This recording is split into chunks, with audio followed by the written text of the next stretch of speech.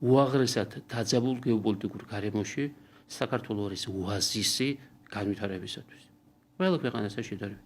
ოაზისი განვითარებისათვის, მშვიდობიანი განვითარებისათვის და ეს რომ სწორი პოლიტიკის დამსახურება, სწორედ აქედან ჩანს, წარმოიდგინეთ, მთელი რეგიონი რო განვითარების ფაზაში იყო ჩვენ მქონდა პერიოდი, რომ რეგიონალური განვითარების მაღალი ფაზა იყო მთელს რეგიონში, საქართველოში, აზერბაიჯანში, სომხეთში, თურქეთში, ეს 2003 წლიდან მოყოლებული რაღაც გარკვეული რამდენიმე 7 წლიანი პერიოდი იყო დაახლოებით, სადაც მაღალი ეკონომიკური ზრდა ჰქონდა.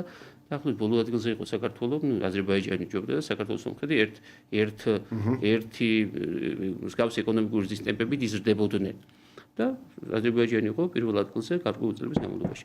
საქართველოს მიყვებოდა ტენდენციას. იყო რაღაც ტენდენცია და მას მიყვებოდა.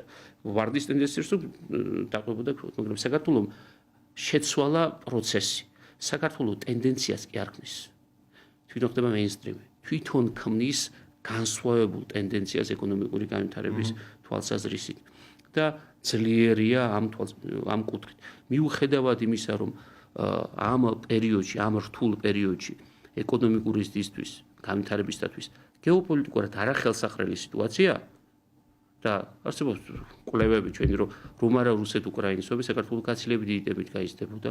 მიუხედავად ამისა, საქართველოს არის გამორჩეული მსოფლიოში ეკონომიკური ზრდით, ერთსულ მოსახლეზე კეთილდღეობის გაუმჯობესებით. ეს ცალსახად ადასტურებს იმას, რომ ეკონომიკური პოლიტიკა არის უაღრესად სანდო და კეთილსაიმედო, რასაც მთავრობა მიმართავს. და როდესაც ამას ყველაფერს ხედავს ინვესტორი, ან ხედავს ბიზნესმენი, ან ხედავს აქტორი, რომელსაც უნდა საქართველოს საქმიანობა, ბუნებრივია ის კეთილი განწყობა და თავის საქმიანობას გააქტიურება საქართველოში. მიუხედავად იმისა, კიდევ ერთხელ ხალხს უსვამ, რომ გეოპოლიტიკური სიტუაცია აბსოლუტურად საწინააღმდეგო დინებას გვთავაზობს. საქართველოს მისწავლა დინების საწინააღმდეგოდ ცურვა.